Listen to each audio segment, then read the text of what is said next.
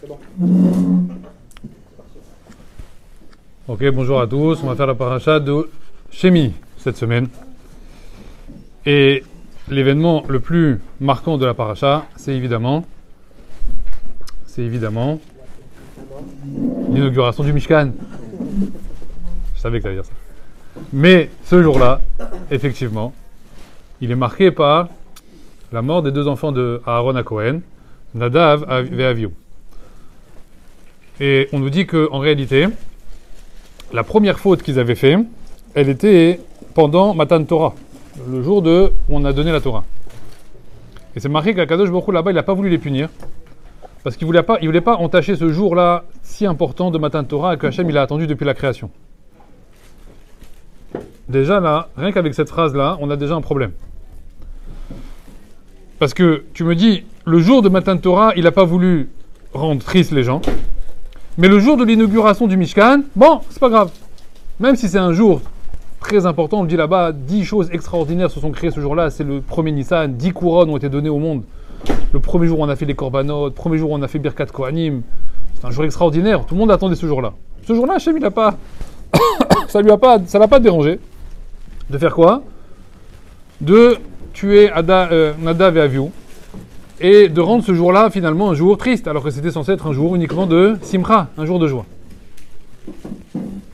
Maintenant, on va essayer de rentrer un peu plus profondément dans cette histoire-là des deux enfants d'Aaron. On le sait aujourd'hui, dans les Mfarshim c'est marqué, que la gadlout des deux enfants de Aaron, Nadav et Avihu, elle n'est plus elle n'est pas à discuter. Ok? Tout le monde témoigne là-bas qu'ils étaient légaux ils dépassaient Moshe et Aaron en gadlout, en chokhma.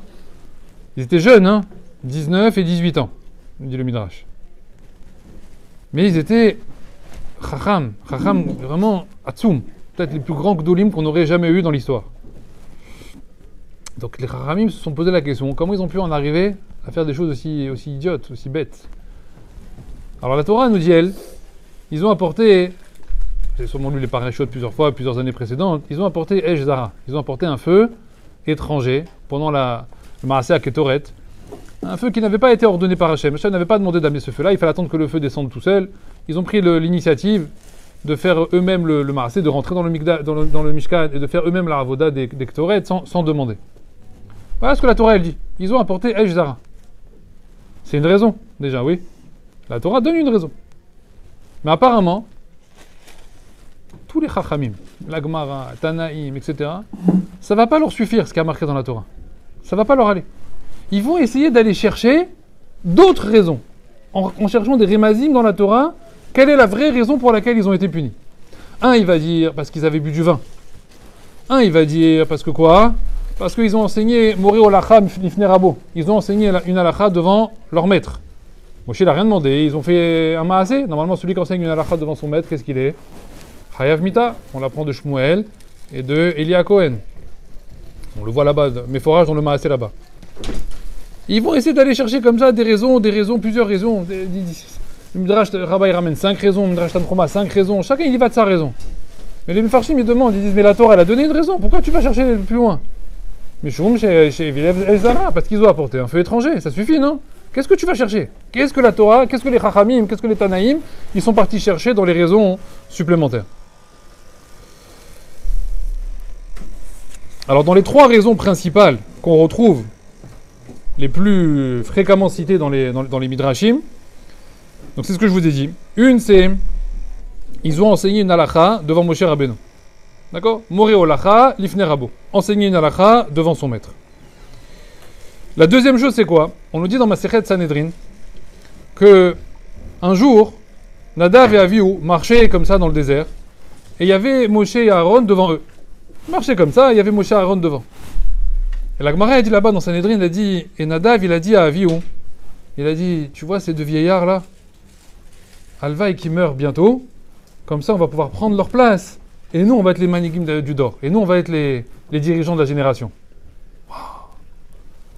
C'est quoi cette gava? C'est incroyable. Parler une chose pareille. Chachem dit ça, c'est aussi une raison. Troisième raison qu'on ramène, Shui Yain. Ils ont bu du vin en faisant la Avoda. Juste parenthèse, par rapport à Shtui Yain de Nadav et Avihu. Les Chachamim, ils disent, il n'y avait pas de vin dans le désert. De quel vin on parle? Comment ils ont eu du vin? Il n'y a pas de vin. Il y a de la vigne dans le désert, ils ont planté des vignes. Il n'y a rien, c'est du sable. D'où ils ont eu du vin? Hein? Pas la manne. Chachamim, ils disent que le puits de Myriam, il avait les mêmes caractéristiques que la manne. C'est quoi la manne? Tu mets, dis, je veux un coca, je veux un steak. Hop, un steak. Je veux du poisson. Hop, un poisson. Je veux une pastèque. Hop, une pastèque. Ça, c'est la nourriture. Chachamim disent que dans le puits de Myriam, c'est pareil. Je veux un whisky. Je veux un coca. Je veux un jus d'orange. Je veux du vin. De là, on apprend que quoi? Parce que c'est une marque locale, ça, dans les Mfarshim. Est-ce que l'aliment qu'on décidait de mettre, c'était vraiment l'aliment? Ou c'était rien que le ta'am de l'aliment? Par exemple, imaginons que quel nafkamina, si maintenant tu me dis que c'est que le ta'am, mais que l'aliment réel, il n'est pas là. Ça veut dire, en gros, c'est de la manne. La manne, c'est de la manne, mais juste tu mets le goût. Quelqu'un, il peut venir en disant, je veux du hazir. C'est le sourd. Pourquoi? Parce que c'est que le ta'am. Donc, c'est pas l'aliment. Est-ce qu'on pouvait faire ça? Non. D'où on l'apprend? On l'apprend de Nadav et Avihu. Pourquoi? Parce que Nadav et Avihu, c'est marqué qu'ils ont dit, on veut du vin. Ils n'ont pas eu le ta'am du vin. Qu'est-ce qu'ils ont eu? Dafka le vin. Parce que c'est marqué shtué yain. Ils étaient dafka sous. Donc, en fait, quand ils ont dit, on veut du vin, ils ont pas dit, on veut que le ta'am du vin. Ils ont eu dafka du vin à l'intérieur de la bouche. Donc de là, on apprend qu'on ne pouvait pas dire je veux du hazir, je veux du cochon, je veux du truc, etc. On avait dafka l'aliment à l'intérieur de la bouche, même au niveau de la manne. Ça, c'est juste parenthèse. D'accord? Donc on voit que là, trois grosses raisons. Trois vraiment raisons très fortes. Boré Alacha, Ga'ava, devant Moshe et Aaron. Et Shtué Yahin. Ils ont fait le service en étant complètement saouls. C'est comme ça que c'est marqué, Shtué Yahin. Ils ont fait le service alors qu'ils n'étaient pas lucides. Seulement, le Zohar, il va récupérer toutes les raisons. Il va citer là-bas, le Zohar, toutes les raisons qu'on a dit, il en rajoute, il met des tartines là-bas, et il dit là-bas toutes les raisons des Chachamim, des Tanaïm, il en rajoute, là-bas dans Zohar Vaikra, la Met Gimel. Seulement, le Zohar, il dit comme ça à la fin. Écoutez ce qu'il dit le Zohar. Veod, mais de plus, une autre raison qu'on ramène, Shelo Nas'u Nashim. C'est parce qu'ils n'étaient pas mariés. Ils n'étaient pas mariés. Ve'ayu pegumim, il dit le Zohar. C'est quoi ayu pegumim? Pagoum.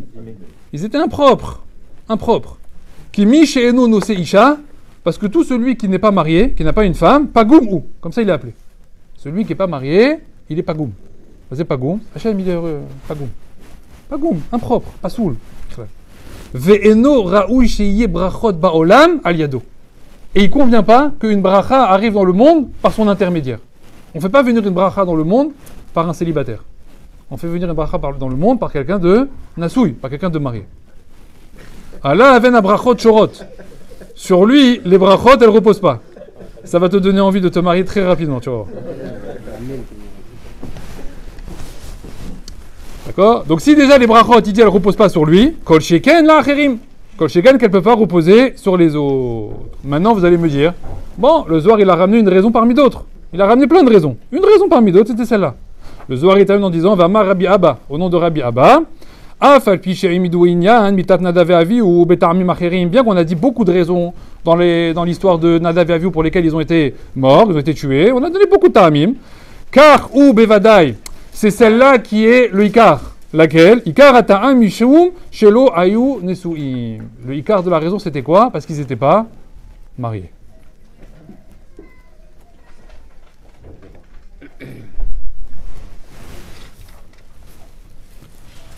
Alors, si on a ça maintenant, dans le Zohar, maintenant il faut qu'on comprenne quelque chose. Quelle est la question en réalité? Pourquoi la Torah nous a donné la question, elle est... Qu'est-ce qu'il y a dans le mariage?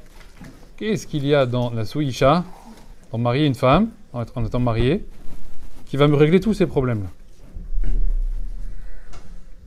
Tiens. Tu veux t'asseoir?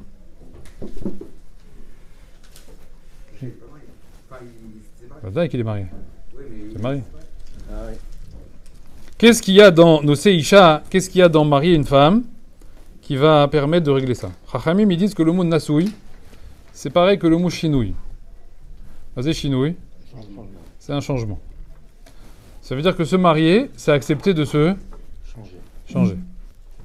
Ce qui veut dire ici qu'on n'est pas en train... Là, on va parler beaucoup de ça, de Nadav et Avihu, qui n'étaient pas mariés. Et je vous le dis maintenant tout de suite, comme ça on ne fait pas d'erreur de parcours. Il y en a qui sont mariés et qui ne le sont toujours pas. Ils n'ont pas fait le chinois. Ne pas être mekayem, ne pas être mekabel, ne pas accepter de changer. Là, je suis marié, voilà, je suis marié. Mais tu changes pas. Tout ce qu'on te dit, tu fais tout, le même. Limite pire. Limite pire qu'il y a 10 ans. Ce qui veut dire qu'on peut être marié et ne pas être marié. Et par contre, quand on n'est pas marié, on est d'Afka pas marié. D'accord? Donc il faut deux choses. Accepter de se marier et accepter de vouloir changer. Parce que sinon, en réalité, le mariage, il sert strictement à rien. C'est un leurre. Alors donc on va le voir ça, donc on va l'apprendre. Tous ceux qui sont mariés ici s'en souviennent peut-être, mais le jour du mariage, on a fait des brachot aux mariés. On nous a fait des brachot. Non, tu n'avais pas bu encore à ce moment-là. Pourquoi? Parce que c'était au moment de la choupa. Alors, à moins que tu te sois saoulé avant de venir au mariage parce que tu as vu ta vie défiler au moment de te marier. Je pense pas. Donc, le jour où on est arrivé au mariage, on nous a fait une bracha. Parmi les brachot que l'on fait là-bas dans les Sheva brachot, il y a une bracha qui est spéciale. On va souhaiter des choses aux mariés. Qu'est-ce qu'on va leur dire là-bas? On va leur dire, on vous souhaite qu'il y ait entre vous Ahava, Achva, Shalom, Vereout. D'accord? On souhaite qu'il y ait entre vous de l'amour, Achva, mais c'est Achva. Achva, c'est de la fraternité. Achiv, Achoto. D'accord? Fraternité. Shalom, qu'il y ait chez vous sérénité, la paix. Reout, mais c'est Reout. Hein? De l'amicalité, on dit? Hein? De l'entente. De l'amicalité, ok? De l'entente, si tu veux. Alors souvent, vous savez qu'on nous dit que le couple, il recherche essentiellement le shalom bayit. Hein? On entend ça? On va voir le rave du shalom bayit, etc. Shalom bayit, c'est le 3e niveau. C'est à peine mieux que le dernier. Le premier niveau, c'est reout. On va les détailler, hein? Après, on monte un peu, on a Shalom. Shalom Bayit. Et après, il y a quoi? Après, il y a Ahva. Et après, il y a Ahava. C'est-à-dire que Shalom Bayit, c'est pas de la Ahava. On va définir hein, chaque élément, comme ça vous allez bien comprendre de quoi il s'agit. La question, elle est en réalité, comment on va passer d'un niveau à un autre? Comment on monte de grade? Ça se fait pas tout seul. Hein. Il faut vouloir, et après, il faut sur le terrain. Il faut savoir sur quoi travailler, pour savoir comment on va passer d'un degré à un autre degré. Alors, Chachamim me dit que quand on se marie, à quel niveau on est? Les maris, ils croient, on est au niveau de Hava. On se marie parce qu'on s'aime. On s'aime. Hein? C'est l'amour. C'est faux. En réalité, quand on se marie, on est quoi? On est Reout. Stam. 2 étrangers. Comme ça, dit le Midrash. 2 étrangers, ils se sont rencontrés, ils ont décidé de vivre ensemble. Ils arrivent pendant 3, 4, 6 mois, 1 an, ce que vous voulez, le temps qu'il faut pour se connaître. Hop, ils décident de se marier. Ils arrivent le soir du mariage à la maison. Sachakol, c'est 2 étrangers dans la même maison. Ils ne savent pas comment les nagos de chacun, le comportement de chacun, au quotidien, ils ne savent rien du tout. Pendant 1 an, pendant 5 ans, tu peux jouer un rôle. Tu n'es pas ensemble. Tu es chez toi à la maison, tu peux jeter tes affaires par terre, personne ne te voit. Et quand tu la vois, costard, propre, etc. C'est facile de faire ça. Mais au quotidien, le voile tombe. Pour elle aussi, hein, c'est pareil. Je dis pas, vous êtes là, mais pour elle aussi, c'est pareil. D'accord? Mais en réalité, qu'est-ce qu'on a maintenant ici, là, à faire? Il n'y a rien d'Ahava. Il n'y a rien, il n'y a pas d'Ahava du tout. C'est quoi? C'est au stade de Reout. Alors, c'est quoi ce stade de Reout? Comment il commence ce stade? Alors, vous savez que Reout, on l'a déjà vu ce mot. On l'a vu il n'y a pas longtemps. C'est le mot qui a été utilisé pour faire les Mishloach Manot dans Purim. On a dit quoi? Ish, les Re'ou. Si vous vous rappelez de la dracha qu'on avait fait, j'ai déjà dit plusieurs fois, pourquoi on a choisi ce mot-là d'Afka dans Purim? Parce que Re'ou, c'est un lachon de quoi? Ra. Il y a Ra à l'intérieur. C'est-à-dire qu'au début, en réalité, quand un homme et une femme ils se marient, en fait, il y a beaucoup de méfiance au départ. Chacun, il est sur la défensive. Parce qu'on ne sait pas ce que l'autre, comment il va réagir à ça, comment il va réagir à ça. On ne connaît pas encore véritablement tous les tenants et les aboutissants. Rachamim dit ça ressemble à quoi? Il dit ça ressemble à 2 pays. Ils sont comme ça, à la frontière commune, 2 pays comme ça, avec une petite frontière ici comme ça. On se tape pas dessus, on s'agresse pas, mais j'ai des missiles qui sont braqués et dirigés vers toi. À la moindre... le moindre écart, qu'est-ce qu'il fait le missile? Il part. Alors attention. Rachamim dit c'est ça le début du mariage. C'est pour ça qu'il y a beaucoup de de tension la première année. Les maris ne comprennent pas. Wow, je savais pas. Je fais ça, il me dit non, il me dit non, Tréguisa, McPit sur ça, truc sur ça, etc. Pourquoi? Le moindre écart, tu bouges un verre, tac, le missile, il est. Je te l'envoie, le missile dans la tronche. Pourquoi? J'ai aucune retenue. Pourquoi tu veux que je me retienne? Pourquoi tu veux que je me retienne? Je te connais même pas, Bichlal. D'accord? C'est le stade où on peut dire à son mari ou à sa femme, mais ma mère, elle passe avant toi. Je suis que tu as, ma mère. Je te connais depuis un an, ma mère, elle est là depuis 30 ans. Qu'est-ce que tu veux chez moi? Mes frères et sœurs, ils passent avant toi. Ma mère, elle passe avant toi. C'est comme ça. C'est-à-dire qu'au début, c'est de la méfiance. Les missiles, ils sont braqués vers toi. Tu fais un écart, je t'envoie le missile dans la tête. Par exemple, quoi? Marie rentre. Bonjour et tout. Il pose son sac. À un endroit. Ça fait 10 fois que je t'ai dit de pas... d'un coup. Il n'y a pas de... Ouais. Il n'y a pas de sommation. Je viens de passer la porte. J'ai rien fait. J'ai posé le sac ici comme ça. Il n'y a pas bonjour, ça va, la journée, tu sais, le sac, il fallait pas le poser. Non. Bam, le missile, il part direct. C'est quoi ça? Tu le prends dans la tête. Et après, qu'est-ce que tu fais, toi? Alors, en général, il y a un anti-missile. Ouais, tu as un missile, tu as dôme de fer. Tu as hein? C'est quoi? Voilà, c'est un anti-missile. Mais de l'autre côté, c'est pareil. Tu as demandé à ta femme, voilà, moi, le Shabbat, j'aime manger ça. Il n'y a pas de problème, mon chéri. Au 3e Shabbat, Pitom, elle a oublié. C'est quoi ça? C'est quoi cette femme? C'est pas mon plat que je veux. Ma mère, jamais elle a oublié ce plat-là. Jamais elle a oublié cette salade. Tu envoies tout, il n'y a rien. Il n'y a aucune barrière. Ce qu'on appelle ici, c'est quoi? La mida problématique ici, c'est quoi? C'est l'intransigeance. On est intransigeant. Essayez d'être en Corée du Sud et de passer la frontière Corée du Nord. Combien de temps ça va prendre? Hein? Il n'y a pas, ils s'agressent pas les deux. Il y a les missiles comme ça, mais ils s'agressent pas. Il y a il passe. Un comme ça, il passe la frontière comme ça, tac, paf, il se fait éclater la tête. Ils ne vont lui demander qu'est-ce que tu fais là, pourquoi tu es là, etc. Tu t'es perdu, hein, rien. Bam, le missile il part. Ça c'est le stade, août, au début du mariage. On est tous passés par là. La question elle est-ce qu'on est encore là-bas? Tous passés par là, c'est obligatoire. Pour le sac après 15 ans, elle dit toujours. Hein? Voilà, c'est ça la question. Est-ce qu'on a réussi à passer de niveau? Pourquoi je vous dis ça? Parce que le problème en fait, c'est qu'à ce niveau-là, il faut bien comprendre qu'à ce niveau-là, aucun mariage ne peut tenir. Aucun. C'est impossible. C'est quoi? C'est du lahat, c'est du stress, c'est de l'angoisse, c'est de la... Il n'y a aucune sérénité, il n'y a pas de lahat ici. Alors, dans les cas miracles, ils vont rester mariés pour diverses raisons et variées, mais d'une manière catastrophique. Donc ça, c'est des cas miracles. Et dans les cas normaux, qu'est-ce qui va se passer? Ils vont divorcer. Au bout de quelques temps, ils vont se séparer, etc. Le problème, c'est quoi ici? C'est que les enfants qui vont arriver, ils vont vivre dans cette ambiance-là.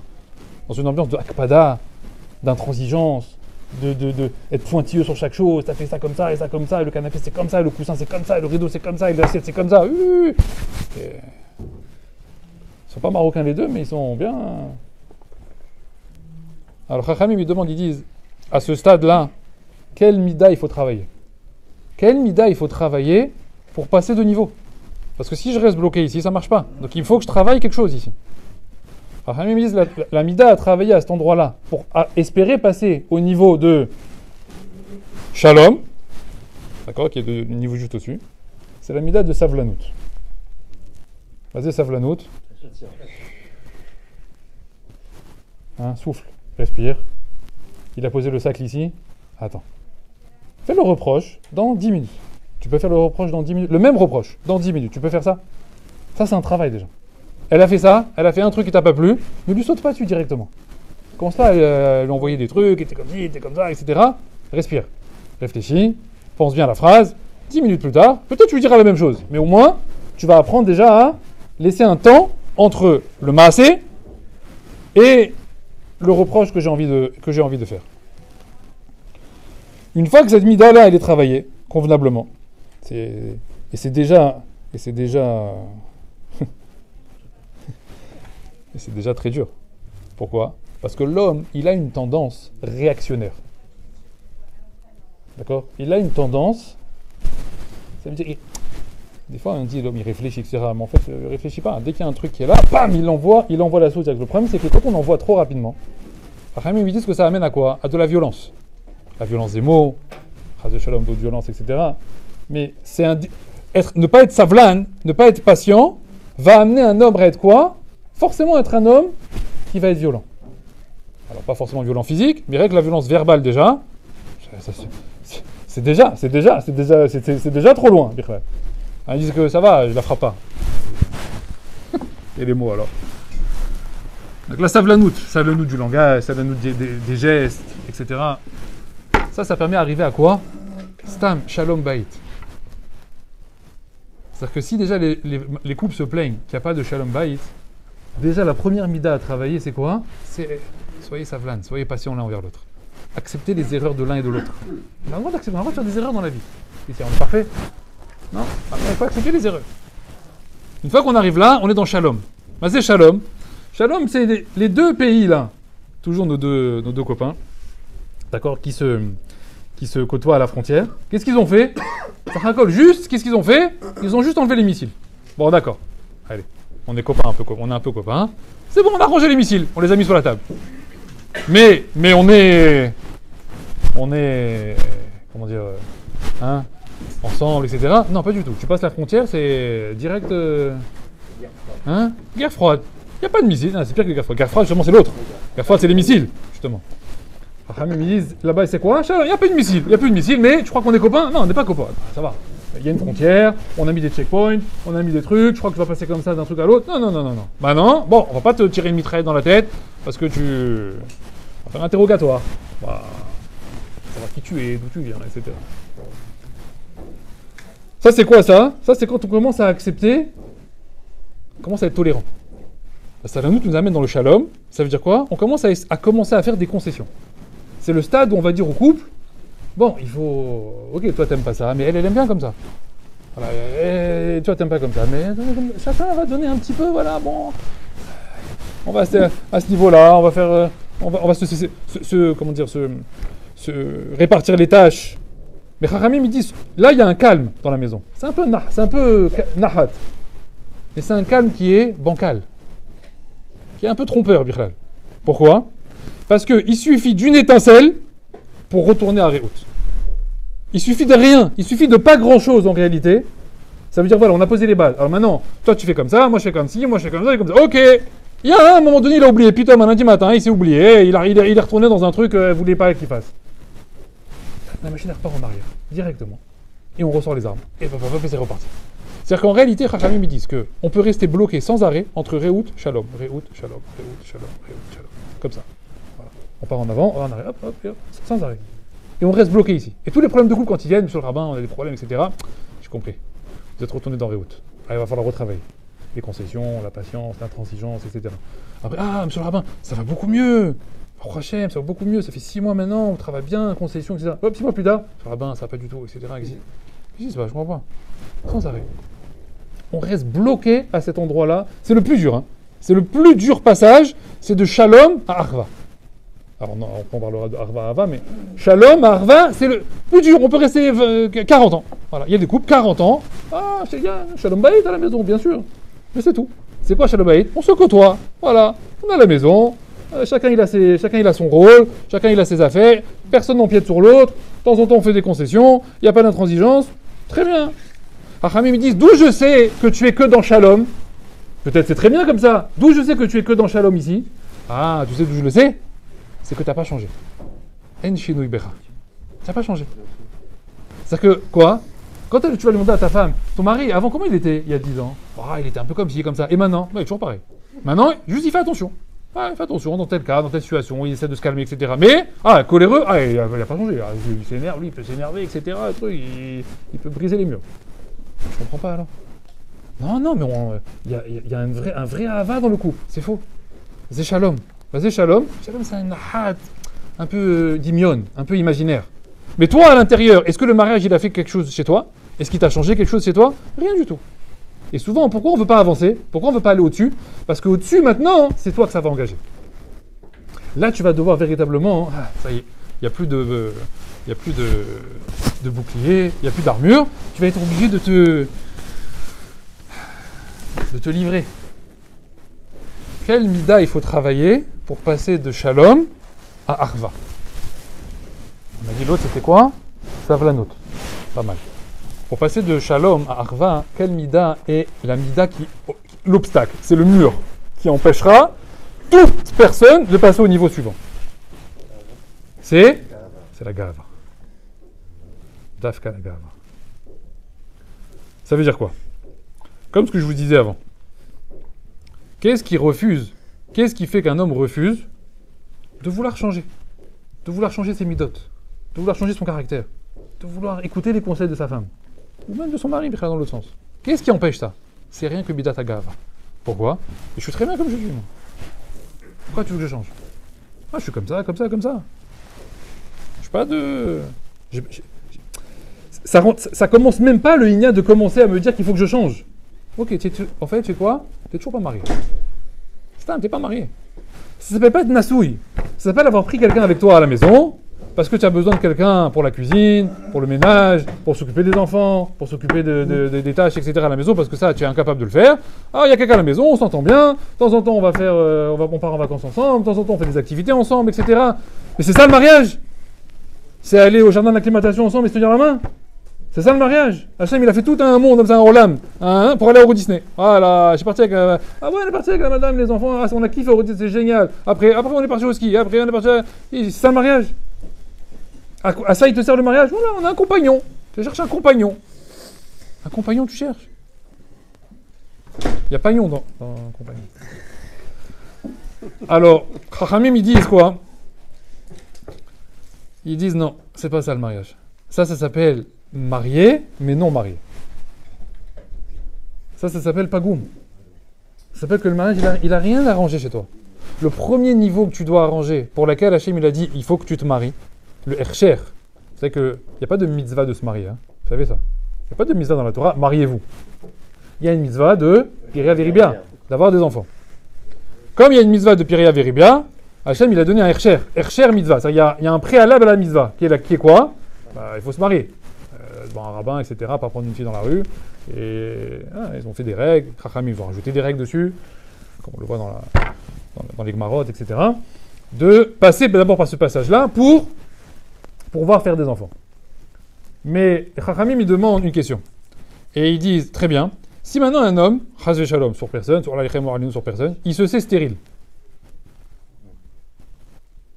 Il se sait stérile. Alors quoi? Il a plus de inyan de se marier?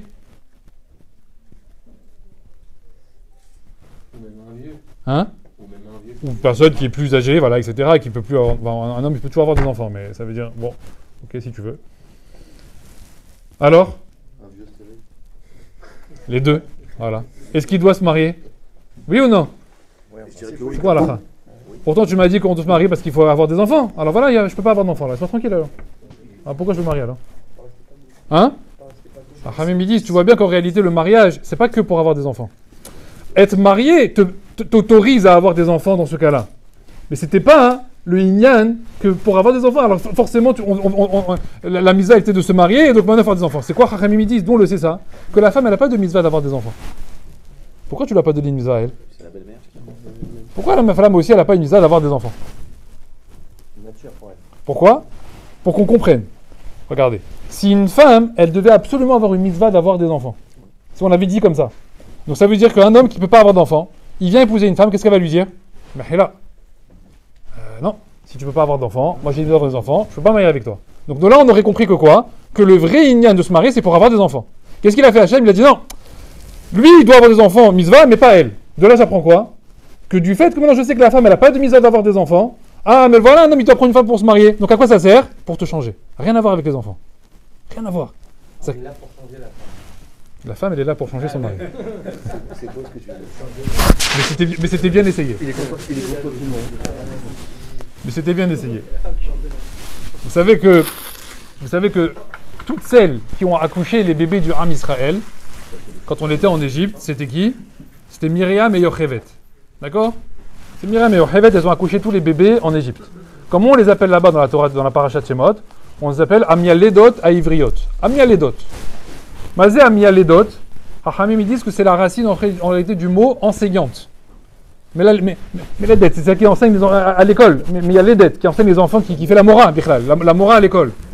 Quel rapport? On m'a mis les détails hybrides. Elles, c'est les sages-femmes. Elles ont enfanté les enfants. Pourquoi tu leur donnes un lachon de enseignante? Rachamim dit pour te dire que le rôle de la femme, c'est d'être la mora de son mari.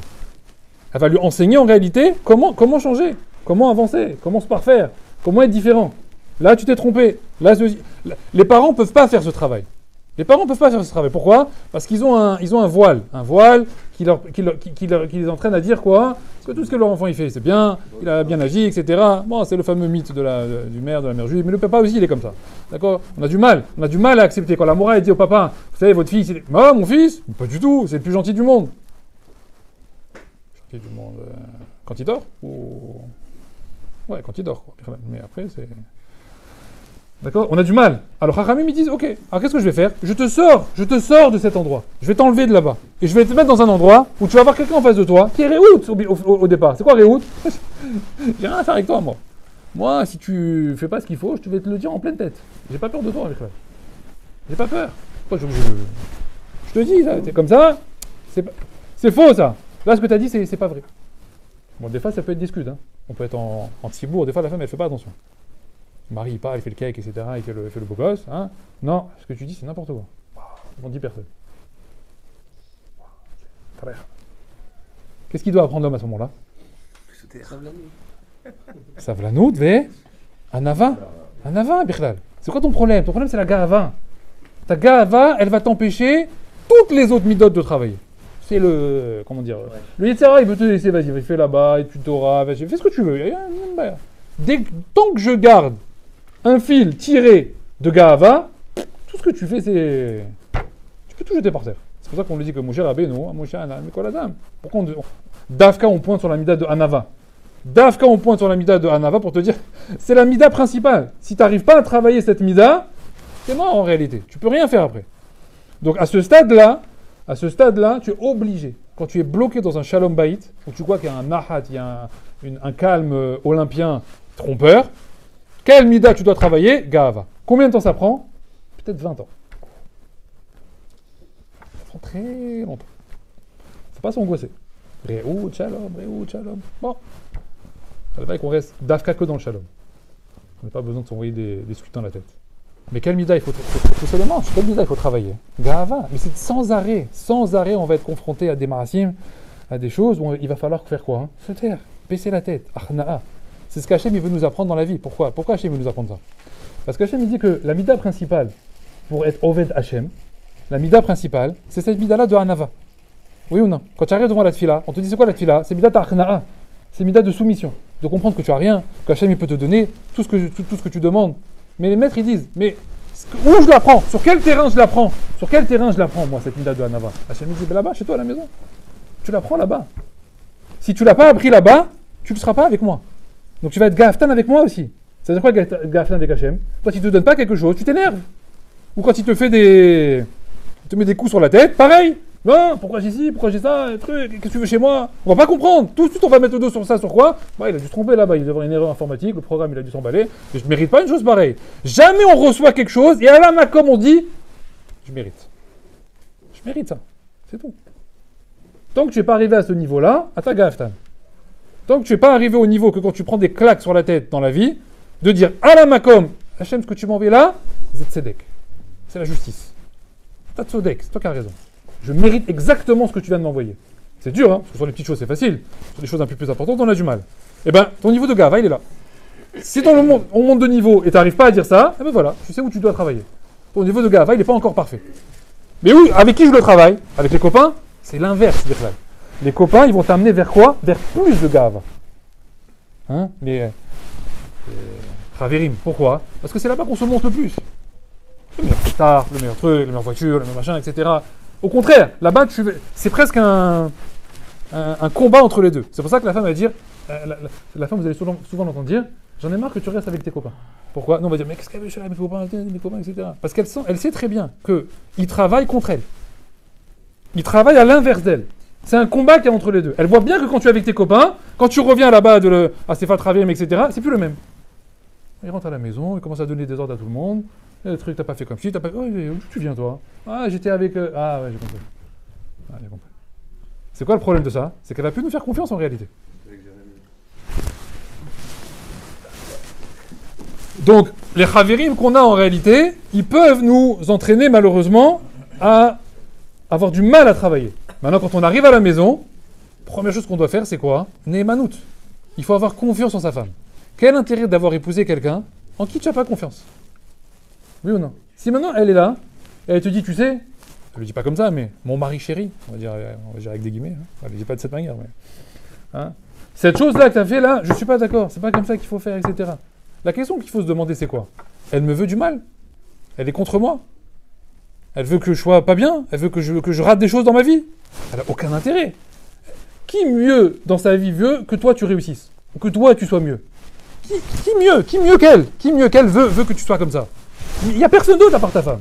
Donc la némanoute qu'on doit avoir, c'est de se dire que quand elle me dit quelque chose, elle a une bina, elle a une intuition, elle a une vision des choses que forcément moi peut-être j'ai pas. Donc c'est déjà comprendre qu'elle peut me dire des choses qui peuvent me servir.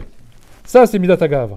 Une fois qu'on a travaillé ça, ça peut durer chez les rapides, 1 an, chez les lents, 25 ans. Il n'y a pas de règle. Tout dépend de chacun en réalité, comment il va comprendre en réalité qu'à un moment donné, il va falloir qu'il casse cette glace ici. À quel niveau il arrive?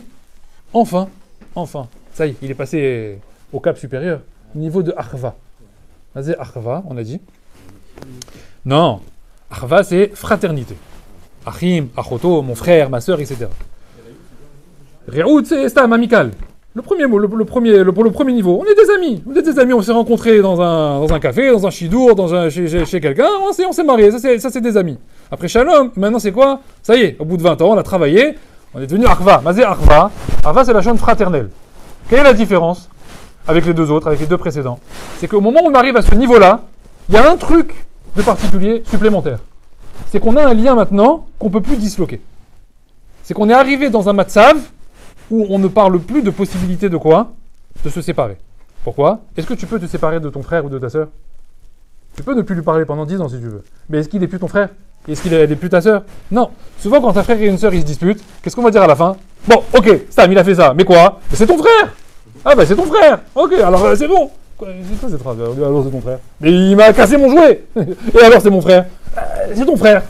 C'est quoi cette phrase? C'est un chinour ça? Qu'est-ce qu'on veut dire par là? Mais c'est ton frère. Mais il m'a cassé mon jouet. Je ne vais pas arranger l'histoire là. C'est ton frère. C'est quoi? Comme votre lien à vous, il est si fort, pardonne. Mochel, tout Mochel. Pourquoi? Parce que le lien, il est tellement fort que... Ani Mochel. À qui tu peux ne pas pardonner? C'est à un ami. Il t'a fait une crasse, il t'a fait quelque chose. Anilo Mochel. Je ne vais pas lui pardonner. Pourquoi? Parce que c'était un ami. Stam. Voilà. Donc un homme comme ça, je peux ne pas lui pardonner. Mais à un moment donné, ta sœur, ton frère, elle vient chez toi à la maison. Mehila, je te demande Mehila. Tu peux être Arzar et ne pas pardonner. Là, c'est des niveaux énormes, celui qui arrive à faire ça. Ta sœur devant toi, ok, il y a eu un truc pendant 5 ans, 10 ans, maintenant elle vient. Mehila, j'aurais pas dû, etc. Une vraie Mehila. Tu peux être Arzar et ne pas pardonner. C'est celui qui fait ça. J'allais dire quoi la cavote, mais c'est l'inverse, quoi. C'est la catastrophe. Je ne sais pas comment il fait. Ton frère, ta sœur. D'accord? Donc c'est quoi maintenant Arva? C'est-à-dire qu'en fait notre lien avec notre épouse, c'est plus un lien de copain. C'est plus un lien de shalom. C'est un lien de quoi? C'est un lien mishpahit. C'est un lien familial. Comme si on était nés des mêmes parents. On est nés frères et sœurs. Vous savez qu'à l'époque, on épousait sa sœur. D'accord? Evel, il a épousé ses sœurs. Caïn, il a épousé ses sœurs. Les Shevatim, il y a un mirage qui dit qu'ils ont épousé chacun leur sœur jumelle, qui est née avec eux dans le ventre de leur mère, etc. Pareil, une autre sœur, la même. Avant, mari et femme, ils naissaient ensemble. Neshama Nekeva et Zachar, elles naissaient ensemble. D'accord? Aujourd'hui, elle a été éparpillée. On doit rechercher. C'est pas qu'on dit Matsaïcha. On doit trouver sa femme. C'est comme Matsaïcha. Trouver sa femme. C'est-à-dire qu'elle est là, elle est quelque part. Elle a été séparée de toi. Donc maintenant, il faut la retrouver. Comme une trouvaille. Tu as perdu un objet. Aved, j'ai perdu un objet. Shavat Aveda. Tu dois retrouver ta femme. C'est pas Stam. Tu choisis. On croit Bocher Isha. Je choisis une femme. Non.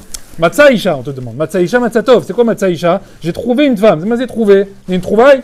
Oui, c'est un objet que tu avais perdu en réalité. Hein? Où je l'ai perdu? Réponds pas Shamaïm. On a disloqué les Neshamot. Et maintenant, tu viens juste rechercher la Neshama qui te correspond.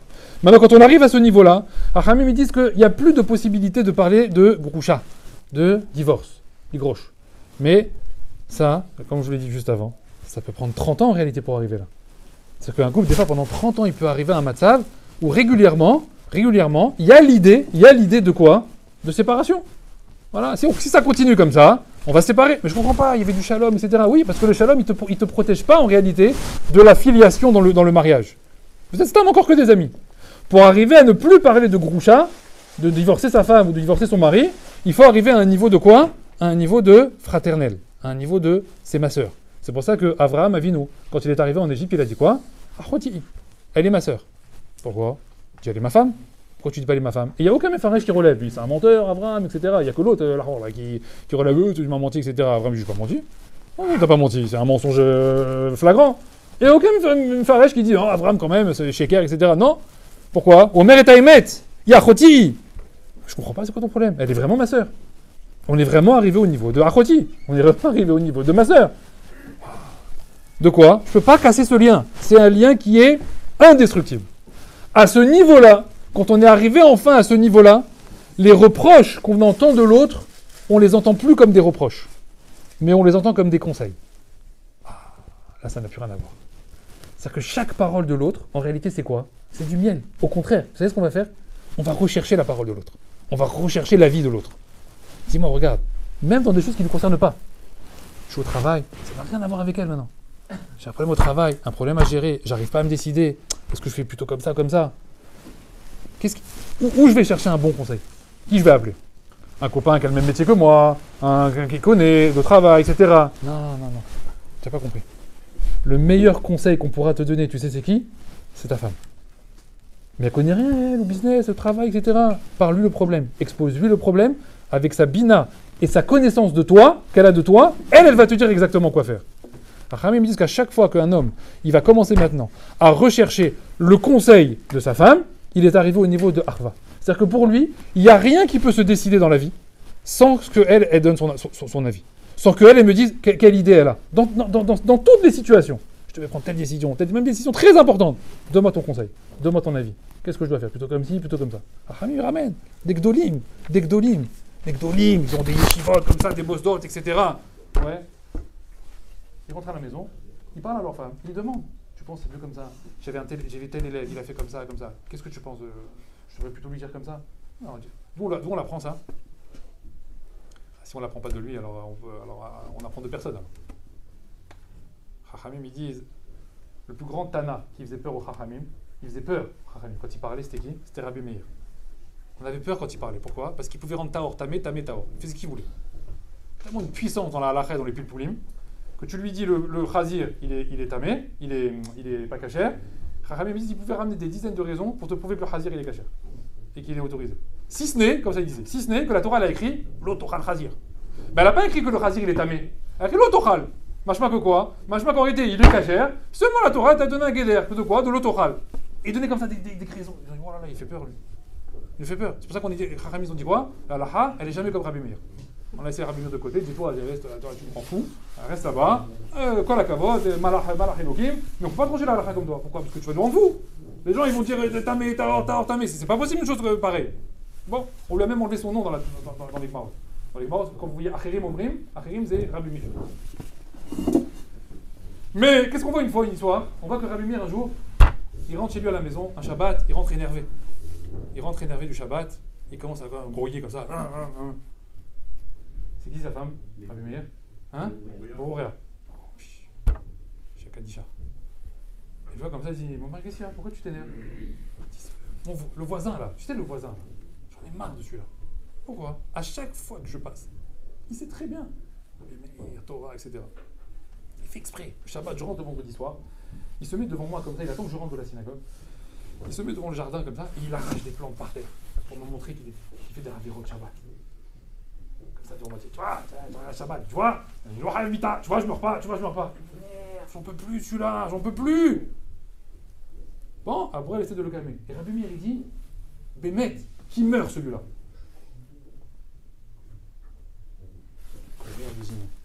C'est comme ça que tu règles tes affaires? Rabbi Meir.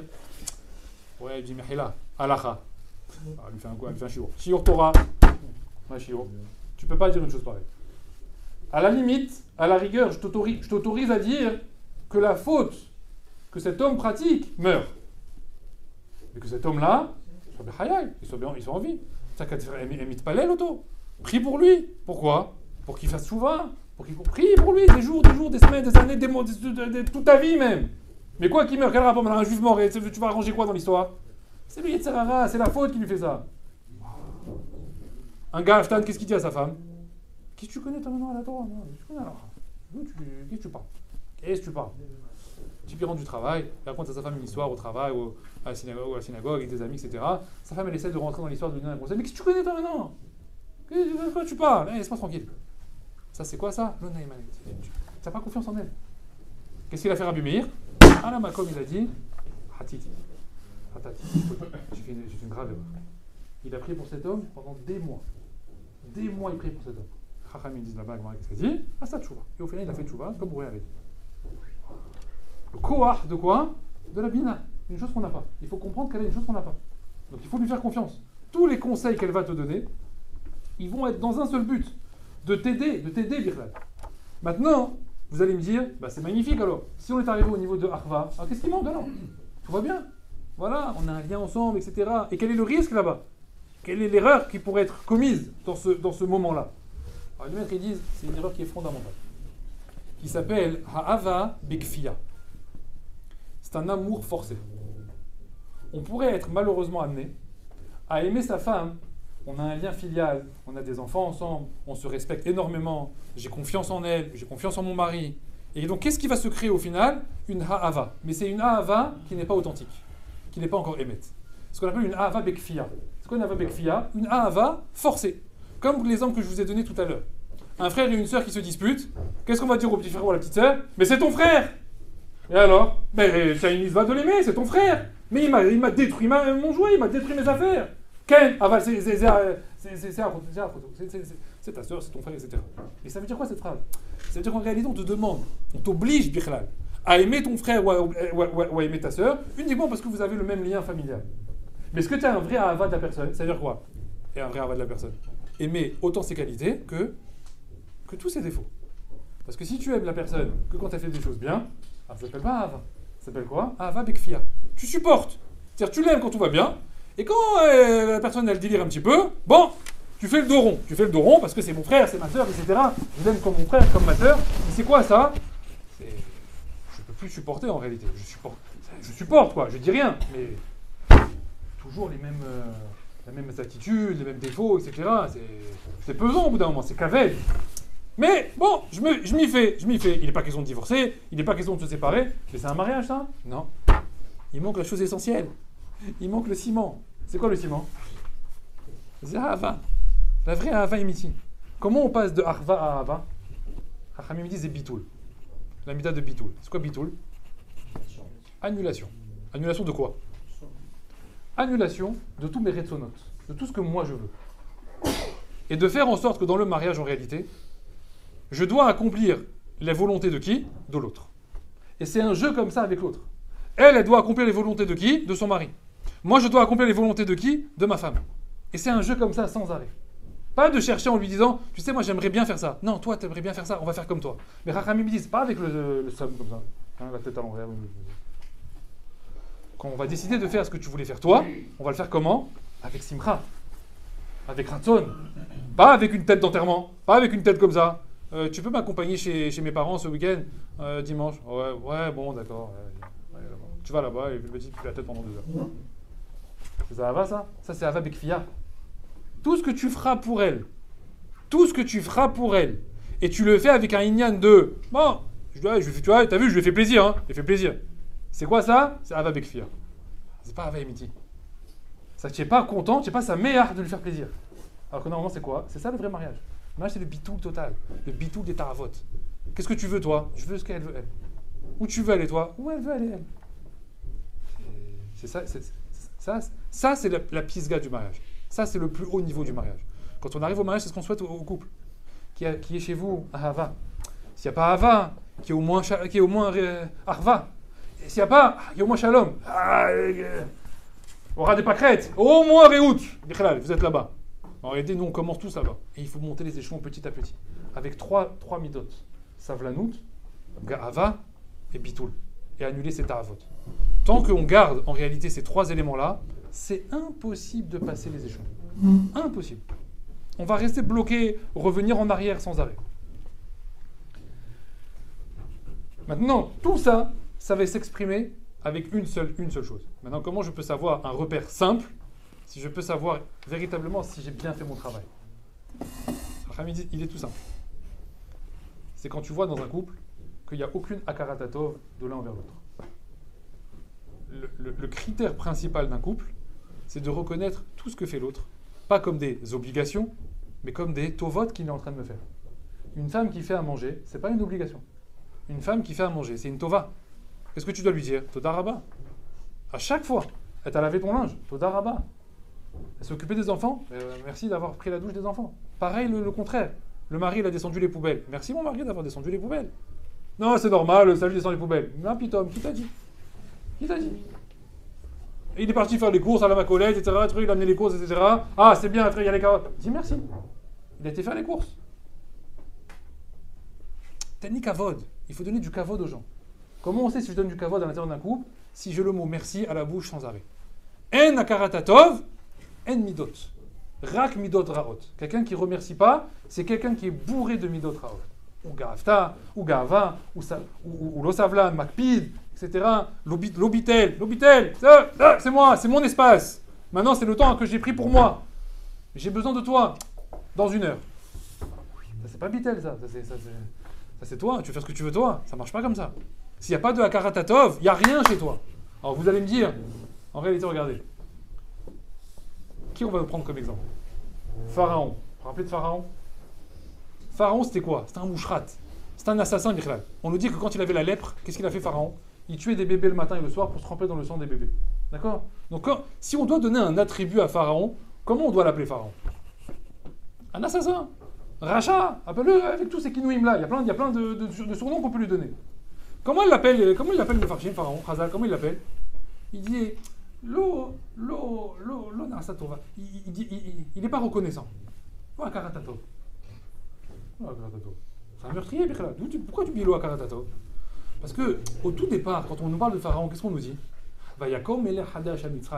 Et voilà qu'il est monté un nouveau roi en Égypte, qui ne connaissait pas Yosef. Hadamar, il y a un qui dit c'est quoi? Le même roi, il est venu, il a dit non, mais c'est bon, on oublie Yosef, etc. Je ne sais pas qui c'est Yosef. Même si tu me dis maintenant que c'est pas le même roi, même si c'est lui d'après, mais il n'a pas de reconnaissance de ce qui a été fait dans l'histoire. Donc ça change rien en réalité. Voilà. Le Akaratatov. Quoi, t'as pas d'Akaratatov? C'est très grave, Razali dit. Mais comment ça c'est très grave? On s'en fout d'Akaratatov, c'est un meurtrier, il dit que c'est un rachat, il dit que c'est un meurtrier. Il dit non, ça c'est la conséquence. Ça c'est les conséquences. Razali ne s'intéresse pas aux conséquences. Bien sûr qu'à la fin il est devenu assassin. Bien sûr qu'à la fin il a tout détruit. Bien sûr qu'à la fin il a fait n'importe quoi. Mais c'est pas ça le problème. Le problème c'est l'origine. C'est qu'est-ce qu'il a amené là-bas. Razali il cherche le shoresh. Quand ils vont chercher le shoresh, les pharaons ils disent quoi? Remonte. Ah, j'ai compris. Il ne remercie pas. Il n'a pas d'Akaratatov. Comme il n'a pas d'Akaratatov, c'est devenu un assassin. Toi, tu crois souvent que quand tu rates des choses dans ta vie, ah, t'as fait un mauvais choix. Tu aurais pu faire comme ça ou comme ça. Le choix il s'est fait, tu t'es raté. T'as pas compris? C'est tes midot raot qui te font rater des choses. Tu comprends que c'est ta gava qui t'a fait rater l'éducation de tes enfants? Tu comprends que c'est ton casse qui t'a fait rater ton mariage? Non, c'est ma femme, elle est folle, j'ai choisi les celles qu'il fallait pas, et mes enfants, de toute façon, c'est des fous, lui, il est hyperchondriaque, et lui, il est hyper, je sais pas quoi, hyperactif, etc. Et on même chez les psys, les machins, etc. Tu comprends rien, en fait. Tu rates pas ta vie à cause des gens, tu rates ta vie à cause de toi.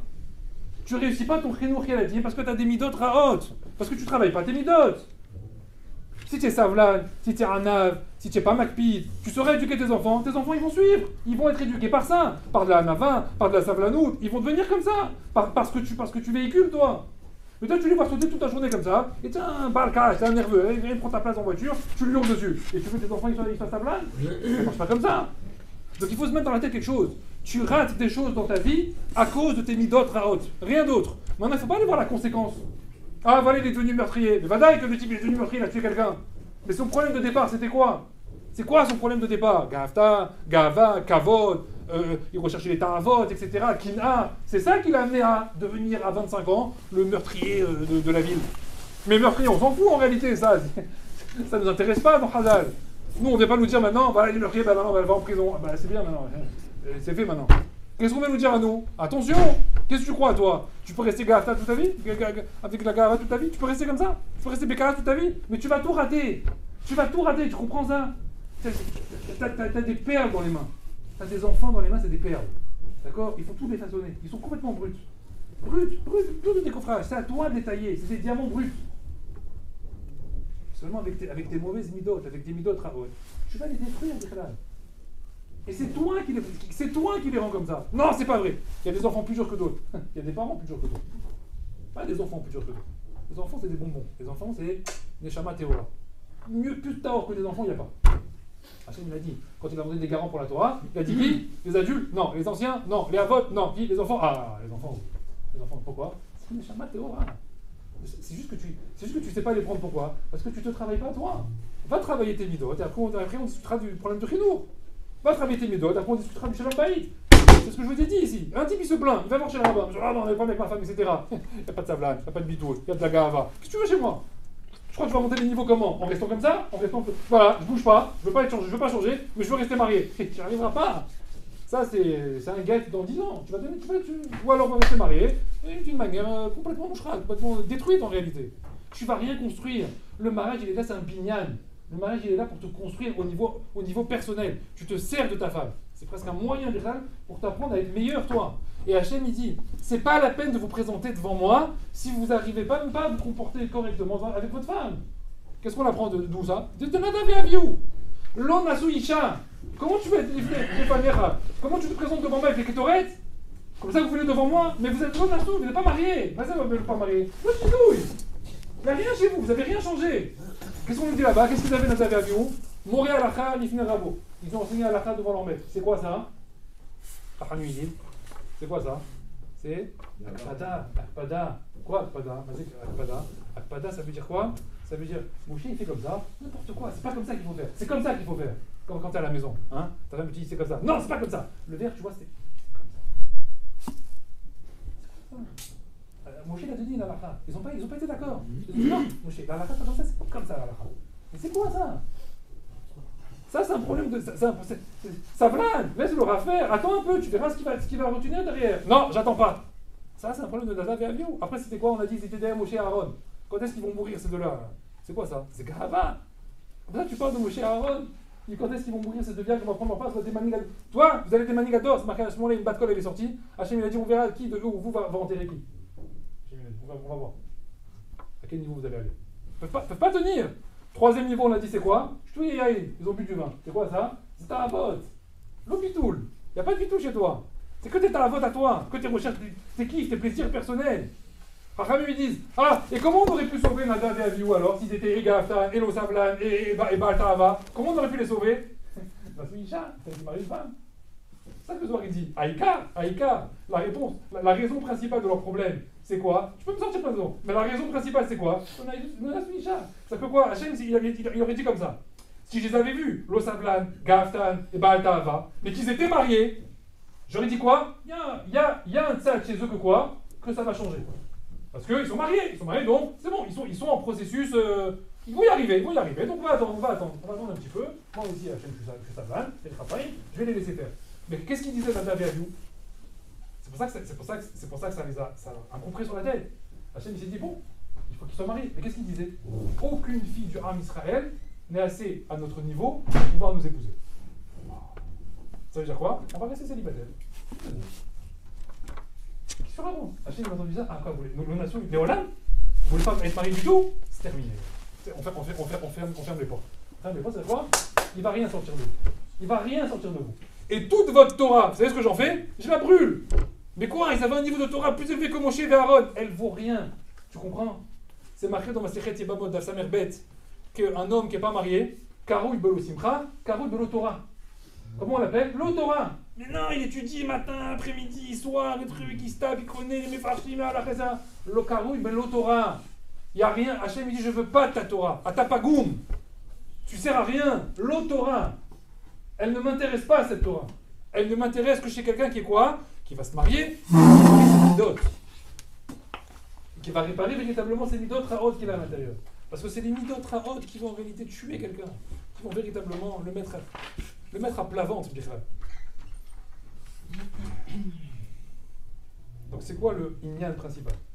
Le inyan principal de Nadav et Avihu, c'est d'apprendre quoi? D'apprendre que dans un couple, il faut apprendre à remercier. À remercier sans arrêt. Il ne faut pas faire l'erreur de croire que tout ce que l'autre personne elle fait c'est normal, tout ce qu'elle fait au quotidien c'est naturel. Non, c'est pas normal d'avoir 2 ou 3 enfants à gérer. C'est encore moins facile. Et on doit dire merci à chaque instant, à chaque chose, à chaque fois que quelqu'un nous fait quelque chose. Ben ça, on va le prendre même dans la vie de tous les jours.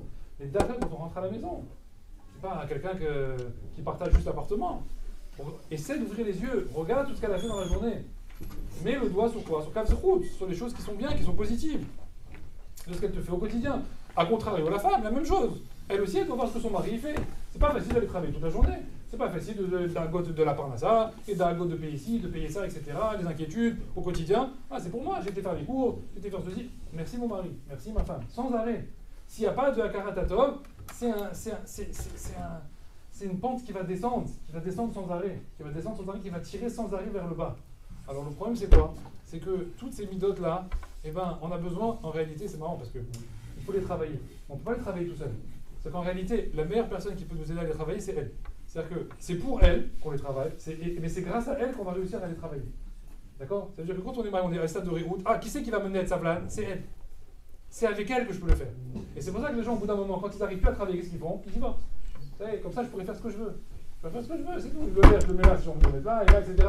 Après, l'homme est chané que le verre, il est là où il est là. Tu comprends? Ça change rien. C'est rien qu'Hachem, il faut t'apprendre à toi, quoi? À baisser la tête.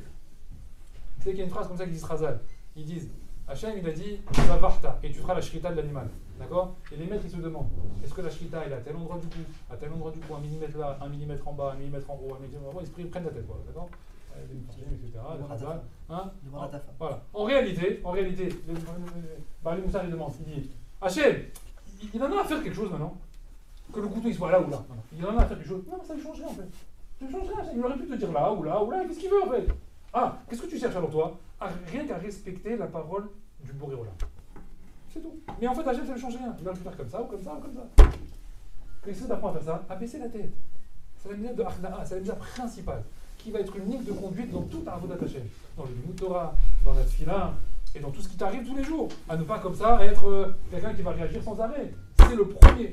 C'est les premières choses à travailler avant de passer à Pessah. C'est pour ça qu'on est entre Rosh Hashanah et entre Purim et Pessah. De quoi? De commencer à comprendre que ces socles-là, c'est ça qui vont être les bases de quoi? De ta Emouna. Ta Emouna. Je vous dis tout à l'heure, elle n'est pas Neimenet, on ne la croit pas. Oui, parce que tu n'as pas d'Emouna en elle. Et comment tu vas avoir une Emouna en Hachem si tu as des minot raot comme ça et que sans arrêt tu t'énerves après lui? Ça ne marche pas. La Emouna, elle se crée grâce au travail de ces midotes-là. Donc un homme, il doit comprendre que les minot raot, c'est ce qui va l'empêcher en réalité de progresser. Il peut accumuler plein de Torah, plein de déodes, plein d'alachot, mais ça ne change rien. Je l'avais dit déjà une fois. Moshe Rabbeinu, il a construit le Mishkan. Il attendait à la porte du Mishkan, il ne voulait pas rentrer. Il a dit, va-y, Moshe. Allez, rentre Moshe, à l'intérieur. Ramim, il dit, Lopian, il dit, si Moshe était rentré de lui-même, sans attendre allez, Bessavod, Moshe, rentre à l'intérieur. Si Moshe était rentré de son plein gré, sans attendre qu'on lui dise de rentrer, qu'est-ce qu'il a par Lopian? Il dit, un évéla, un cadavre d'une bête qui a été morte comme ça, sans scruter ni rien du tout, une Nevela, elle était mieux que Moshe Rabbeinu.